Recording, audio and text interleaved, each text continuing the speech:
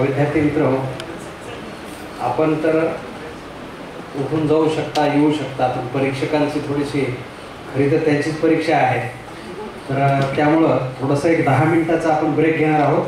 तर हा स्पर्धक झाल्यानंतर लगेचच आपण 10 मिनिटाचा ब्रेक घेऊ आणि 10 मिनिटानंतर लगेच पुढं स्पर्धा कंटिन्यू होईल.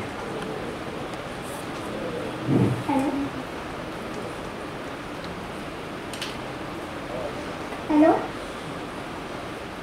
सुमारे 200 वर्षापूर्वी भारत माता ही पारतंत्र्याच्या अंधकारात बुडाली होती. सर्वत्र भयान काळोख पसरला होता. परंतु त्या काळोखात झाशीच्या अस्मंतात एक तेजस्वी विद्युल्लता कडाडली. तिच्या त्या तळपत्या तेजात अनेकांना दिव्य दृष्टी लाभली. मातेच्या गर्भातील अभिमन्यूंनी पराक्रमाला एकच हुंकार दिला. पाहता पाहता अभिमन्यूंची चक्रव्यूहात एकच गर्दी झाली. 14 ऑगस्ट 1947 च्या मध्यरात्री ही रणधुमाळी थांबली आणि 15 ऑगस्टची सकाळ ही स्वतंत्र देवतेला बरोबर घेऊनच गेली. मित्रांनो, आपल्या सर्वांना माहिती आहे की स्वातंत्र्य हे काही सहजासहजी मिळालं नाही. त्यासाठी कित्येकांनी आपल्या प्राणाची आहुती दिली, कित्येकांनी आपले प्राणार्पण केले. जयोस्तुते जयोस्तुते श्री महन्मंगले शिवास्पदे शुभदे स्वतंत्रते भगवती त्वामहं यशोयुतां वंदे. तुझे साठी मरण ते जनन, तुझं वीण जनन ते मरण, तुझं सकल चराचर शरण. असे म्हणणारे असामान्य व्यक्तिमत्व, एक धगधगते अग्निकुंड म्हणजे स्वातंत्र्यवीर विनायक दामोदर सावरकर होय. सन्माननीय विचारमंचावर उपस्थित विचारवंत, सुज्ञ व तज्ञ परीक्षक व माझे स्पर्धक श्रोते मित्र मैत्रिणींनो, नमस्कार.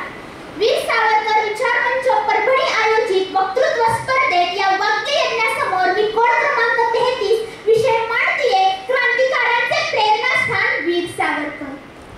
कोण होते वीर सावरकर? त्यांनी असे काय कार्य केले आणि ते क्रांतिकारांचे प्रेरणास्थान कसे ठरले? तर आपण जेव्हा सावरकरांना अभ्यासू लागतो, जेव्हा आपण सावरकरांचा अभ्यास करू लागतो, त्यावेळेला 1857 चे स्वातंत्र्य समर, माझी जन्मठेप, नाशिकचे पर्व व वाळिंबे यांची महामेरू कादंबरी जेव्हा आपण अभ्यासतो, त्यावेळेला आपल्या डोळ्यासमोर उभं राहतं ते म्हणजे सावरकरांचं चित्र.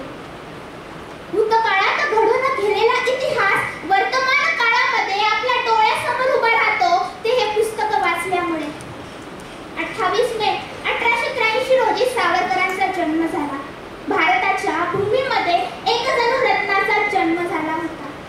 चाफेकरांच्या मृत्यूचा मनामध्ये कुठेतरी खोलवर परिणाम झाला होता. त्याच परिणामाची साक्ष म्हणून अष्टभुजा देवीसमोर त्यांनी शपथ घेतली, मारिता मारिता मरेत तो झुंजेल, त्यासाठी मी देशासाठी प्राणार्पण देखील करेल, देशासाठी मी माझे प्राण देखील अर्पण करेल. विशिष्ट विचारसरणी ब्रिटिशांनी त्यांनी व्यक्त केली म्हणून ब्रिटिशांनी त्यांची बॅरिस्टरची पदवी रद्द केली. त्याच भारतातले पहिले पदवीधर म्हणजे विदा सावरकर होय. स्वातंत्र्याचा प्रश्न आंतरराष्ट्रीय न्यायालयामध्ये सर्वप्रथम पोहोचवणारे हे विदा सावरकरच होते.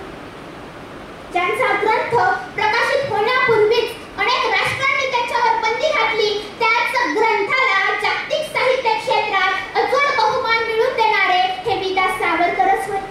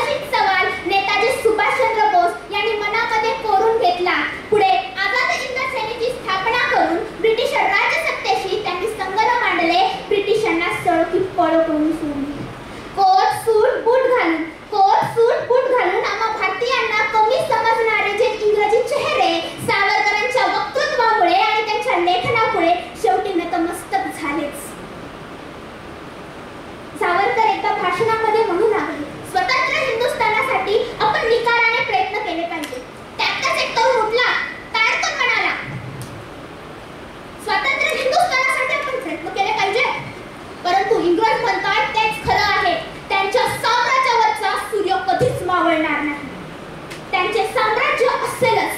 त्यावेळेस सावरकरांनी तात्काळ उत्तर दिले आणि म्हणाले, जे पाहिजे म्हणी चिंतन नित्य केले, जे पाहिजे म्हणी चिंतन नित्य केले, विश्वात आजवर शाश्वत काय झाले?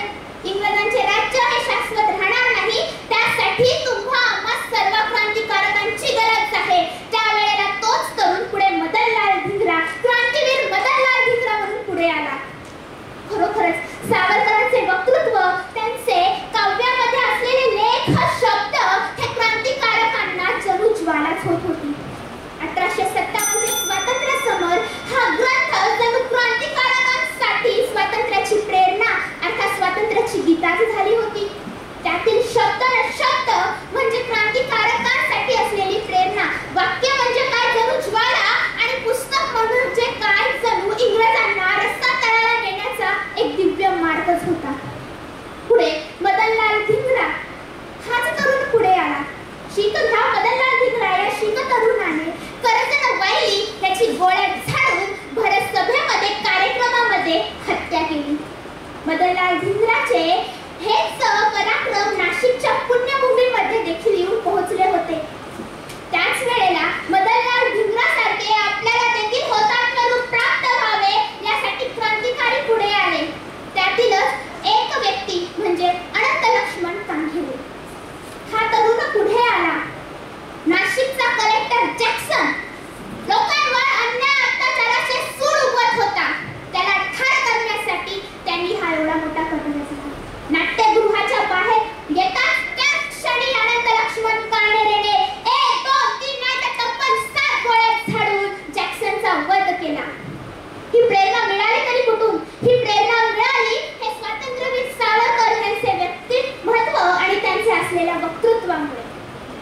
त्याच वक्तृत्वामुळे ते कित्येक क्रांतिकारांचे प्रेरणास्थान ठरले. म्हणून स्पर्धेला विषय मिळाला क्रांतिकारांचे प्रेरणास्थान वीर सावरकर. आपण ही क्रांतिकारकांसारखेच व्हावं